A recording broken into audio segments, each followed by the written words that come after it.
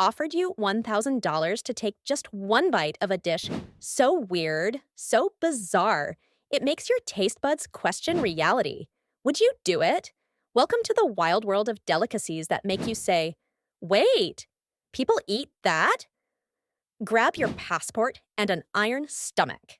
We're eating our way through 8 of the world's strangest, yet beloved dishes. Some are delicious, some are, well, memorable. Welcome back to the most deliciously dangerous corner of the internet. I'm your culinary tour guide through the weird, the wild, and the absolutely jaw-dropping world of global gastronomy. Today, we're exploring 8 dishes that prove one universal truth. What's considered normal in one culture might be someone else's biggest food nightmare. From clay that people actually crave to flying mammals turned into curry, these dishes have stories that are just as fascinating as they are. Well, let's call them challenging for most palates. Starting our journey in the Mediterranean gem of Malta, we have sopa tal armla, literally meaning widow's soup. Now, don't let the name fool you into thinking this is just another boring vegetable soup. This hearty concoction gets its melancholic name because it was supposedly so affordable that even the poorest widows could afford to make it. Made with whatever vegetables were available, eggs, and the famous Maltese sheep's milk cheese that melts into gooey gold called bejna, this soup was born from necessity but became a beloved tradition. Pop icon Lady Gaga reportedly enjoyed it while hiding out in Malta during a shoot. Cheese bomb equals mood. Next stop, Madrid, Spain, where they've turned what most people throw away into a gourmet experience. Madrid's controversial classic, callos a la madrileña, is a thick, hearty stew made from beef tripe. Yes, that's cow stomach lining mixed with chorizo, blood sausage, and chickpeas. Once banned from royal banquets for being too peasant, callos made a comeback as King Felipe VI's favorite winter meal. It's a dish that says, let's eat like 18th century nobility with 21st century courage. Penelope Cruz swears by her grandmother's recipe. Even celebrity chef Jose Andres, who served presidents, considers a perfectly made callos one of life's simple pleasures.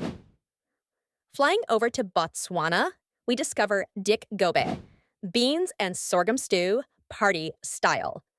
A wholesome dish with a twist, made of black-eyed peas, maize, and sometimes meat, served at every major life celebration such as births, marriages, coming-of-age ceremonies, and even funerals. It's a national staple and a cultural icon. Here's a record for you. During Botswana's independence celebrations in 1966, they prepared enough dik gobe to feed over 50,000 people. Talk about bringing a nation together one spoonful at a time.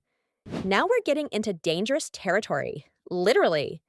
Jamaica's national dish features ake, a fruit so toxic when unripe that it can cause Jamaican vomiting sickness and even death. The ackee fruit must naturally open on the tree before it's safe to eat. If you try to force it open, you're essentially playing Russian roulette with your digestive system.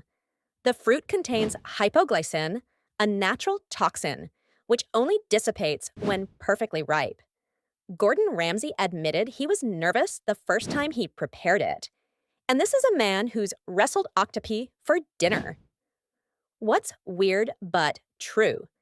It's illegal to import unripe ackee into the U.S. because of the hypoglycin A. Music legend Bob Marley ate it daily. And yes, he knew when ackee was safe to eat. From the culinary capital of Pampanga in the Philippines comes batut, a dish that takes surf and turf to a whole new level, except it's more like pond and pasture. These are deep-fried frogs stuffed with ground pork, vegetables, and spices. But here's the kicker. They're served whole, head and all. The frogs are typically caught fresh from rice fields, where they're considered a natural pest control system that doubles as dinner. It's crispy, flavorful, and, well, once you get over the butt part, kinda addictive. The dish has become so popular that there are now Betute festivals in Pampanga, where eating contests determine who can consume the most in under 10 minutes.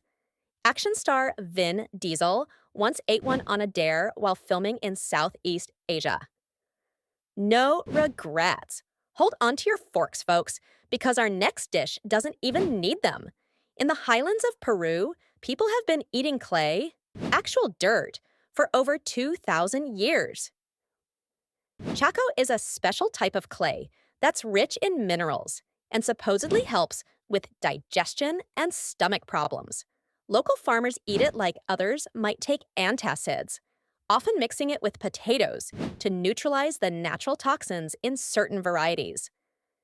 Women in rural Peru eat this mineral-rich clay to ease pregnancy nausea or, believe it or not, as dessert with sugar or honey. Here's the mind-blowing part. NASA has actually studied this clay because it's so effective at neutralizing toxins that they're considering it for space travel. Imagine telling someone you're having astronaut food for dinner, and it's literally dirt. Supermodel Giselle Bundchen reportedly tried it during a South American cleanse. Health vibes activated. Soaring next is from the Solomon Islands. We have flying fox curry.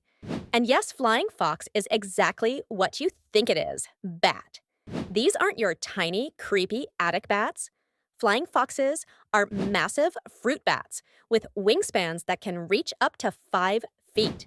They're caught, cleaned, and turned into a rich, flavorful curry that locals describe as tasting like a cross between chicken and rabbit. The bizarre part?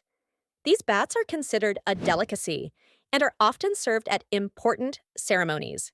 The meat is supposedly so tender it falls off the bone, and the curry is packed with coconut milk and local spices that smells like heaven and looks like wings in a bowl. Celebrity survivalist Bear Grylls once said that if he had to choose any exotic meat to survive on, flying fox would be in his top 3. And finally, slithering in last, we have what might be the most intimidating dish on our list: python meat from the Republic of the Congo. These massive snakes can grow up to 20 feet long, and in Central African cuisine, they're prized for their white, flaky meat that's surprisingly lean and packed with protein. The python is typically roasted whole over an open fire or cut into steaks and grilled. What makes this dish legendary is the preparation ritual. The snake is believed to transfer its strength to whoever consumes it. Local hunters consider python meat to be the ultimate source of power and endurance. NBA star Serge Ibaka served it to teammates on his YouTube cooking show. Spoiler, they screamed, then asked for seconds. So there you have it, 8 dishes. Would you take a $1,000 bite of each? Or are your taste buds still hiding under the bed and leave you questioning every life choice that led you to this moment? Here's the beautiful truth about food. Every single one of these dishes represents centuries of culture, tradition, and human ingenuity.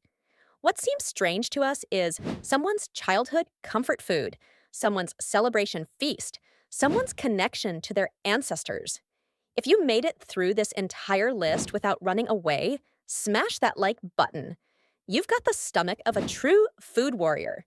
And if you're brave enough to actually try any of these dishes, drop a comment and let me know which one you'd tackle first. Don't forget to subscribe and hit that notification bell.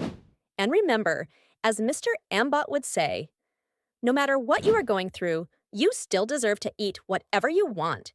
Just maybe start with something a little less adventurous than python curry.